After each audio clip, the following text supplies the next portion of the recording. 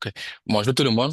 Merci pour l'opportunité de me donner de présenter l'un des travaux de ma thèse. Je suis étudiant à l'Université de Sherbrooke.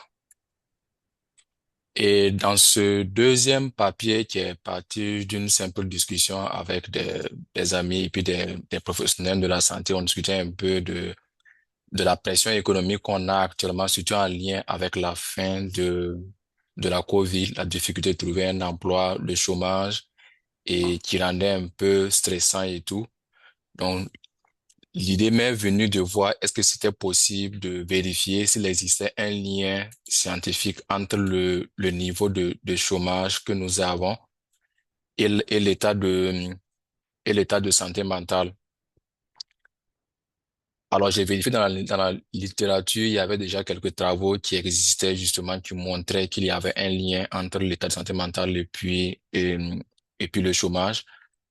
Et certains auteurs ont montré que les différentes fluctuations qu'on pouvait avoir au niveau de l'économie, que ce soit en termes de récession ou bien en termes de niveau de chômage, cela avait des effets plutôt sur les différents résultats de la santé, que ce soit au niveau de la santé générale, la santé physique ou même l'état mental.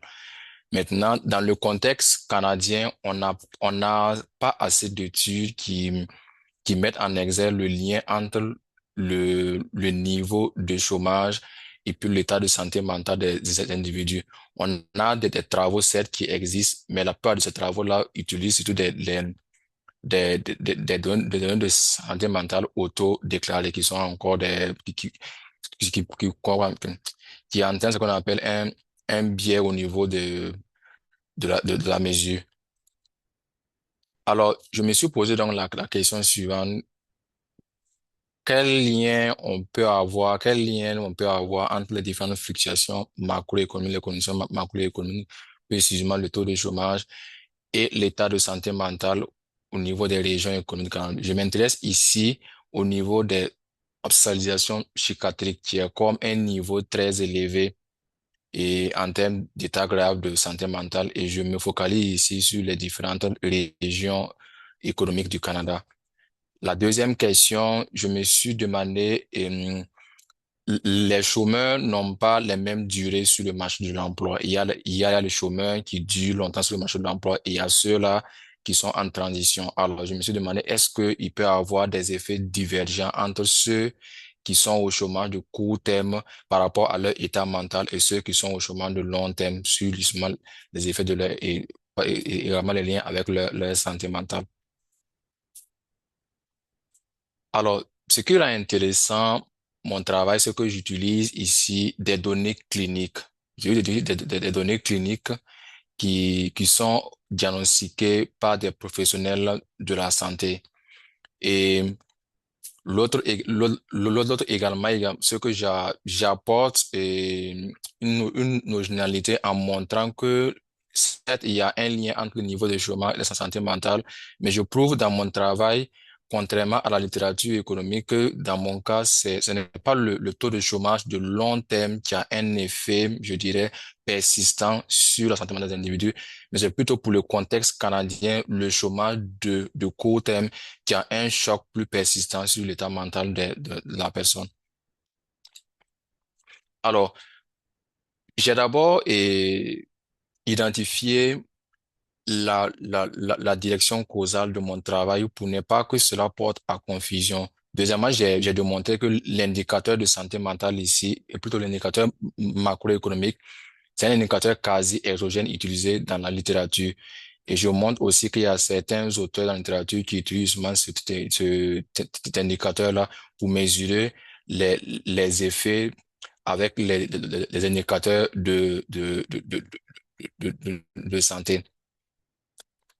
L'autre élément également, c'est que je démontre que même si j'utilise l'effet du chômage sur la santé mentale, et ma variable de santé mentale ne correspond pas aux individus qui sont au chômage. Alors, je montre aussi que ce n'est pas Ce ne sont pas les chômeurs qui sont potentiellement les personnes qui seront malades, donc qui seront hospitalisées. À cause justement de la moyenne, il y a une grande évolution de ceux qui sont malades par rapport au taux moyen et de chômage au niveau des régions économiques. Pour nuancer justement ce qu'on appelle dans notre travail la causalité inverse. Donc, dans mon cas, il y a un taux très faible qu'il y ait une causalité inverse entre le niveau de chômage dans la région économique donnée et puis l'état de santé mentale des différents individus dans cette région économique-là.